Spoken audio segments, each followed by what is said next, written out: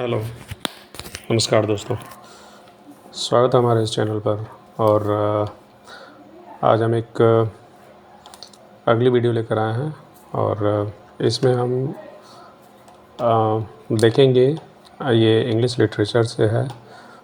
Y has Shakespeare told as you like it.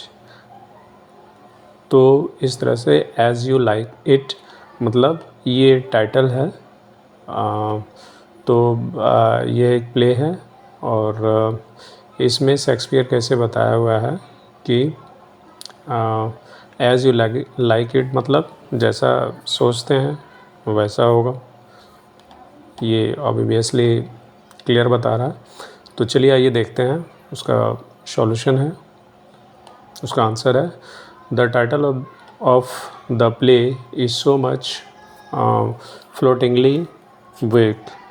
मतलब ये एक ऐसा प्ले है जो कि एक निंदनीय है, अवहेलना दायक है ये, जिसकी निंदा की जाए।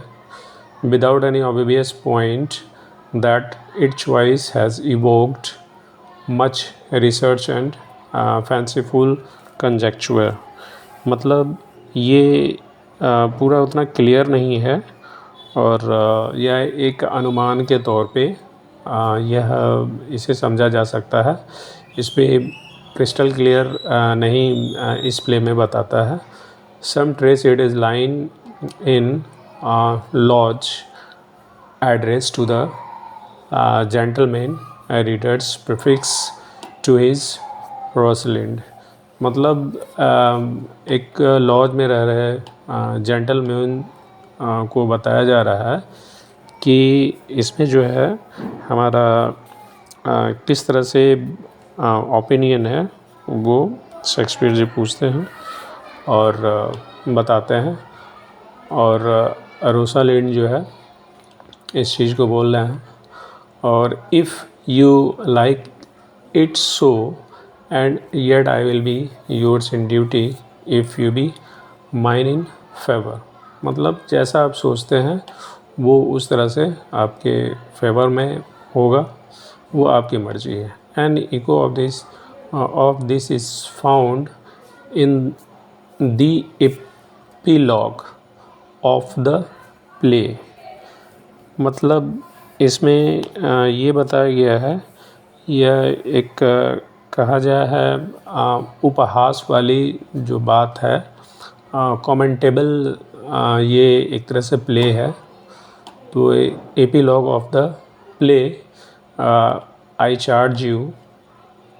और यहाँ पे देखें, O women for the love you bear to men. ये औरतों के लिए बताया गया है कि लोगों से जो मर्द जो है उससे प्यार जताओ, to like as much of this play as please you, जितना हो सके। तो this at least explain the origin of the title as to its deeper meaning. The author vivaciously suggests that the play should please both men and women among the audience. ये audience के बीच में ये एक play बताया गया है, औरत और मर्द दोनों के लिए है। If it does not do so, each member is at liberty to like as much of it as he choose। मतलब इसमें ये कहा गया है, इसमें स्वतंत्रता है, आज़ादी है। आप जो सोचना चाहे, जैसा आप सोचते हैं वैसा ही आपको होगा। Take it just as you like it. The author has done his best to satisfy all tastes. मतलब ये अपने सेटिस्फाइड होने के लिए ये इस तरह से उनमें ये ऑडियंस के ऊपर, ये लोगों के ऊपर शेक्सपियर साहब ने छोड़ दिया है कि जैसा सोचिए वैसा होगा। Some however see in retort to Ben Johnson's beautiful line in the epilogue of Cynthia's Arrivals। इसमें बेन जॉनसन जो है इसे बहुत देखते हैं और बोल रहे हैं ये सभी कुछ नहीं, बकवास है। I will only speak what I heard him से, मतलब जो मैंने सुना मैं वही बोल सकता हूँ। By it is good and if you like it you may, मतलब अगर आपके लिए अच्छा है तो अच्छा है, बुरा है तो बुरा है। From the fact that about this time Shakespeare was involved in the war of theatres and had reason to be offended with Ben Jonson's the conjecture is not without point, मतलब इसमें ये बताया गया है, ये एक अनुमान के तौर पे है और ये बड़ी ही अवहेलना वाली है, जो कि हम बोल सकते हैं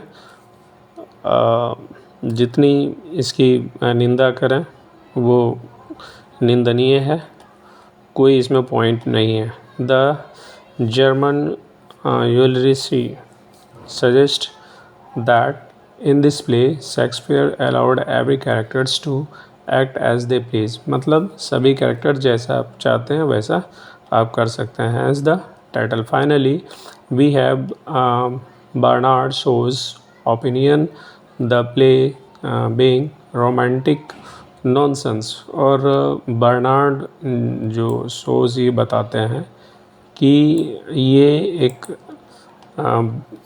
अपना ओपिनियन देते हैं, ये बड़ी रोमांटिक और नॉनसेंस रोमांटिक जो है ये बड़ी नॉनसेंस रोमांटिक है और इसमें कुछ बोला भी नहीं जा सकता। Shakespeare publicly disclaimed any responsibility for its pleasant and cheat falsehood by throwing it in the face of the public with the phrase as you like, और उन्होंने ये पब्लिक के ऊपर ही फेंक दिया, ये थोप दिया, तुम जैसा सोचो वैसा करोगे। तो ये हमारे विलियम शेक्सपियर साहब का था, जो इस तरह से ये एक प्ले लिखे थे एज़ यू लाइक इट और स्टेज पे परफॉर्मेंस करवाया था। बस आज के लिए इतना ही, फिर हम नेक्स्ट क्लास लेकर हाजिर होंगे, तब तक के लिए गुड नाइट।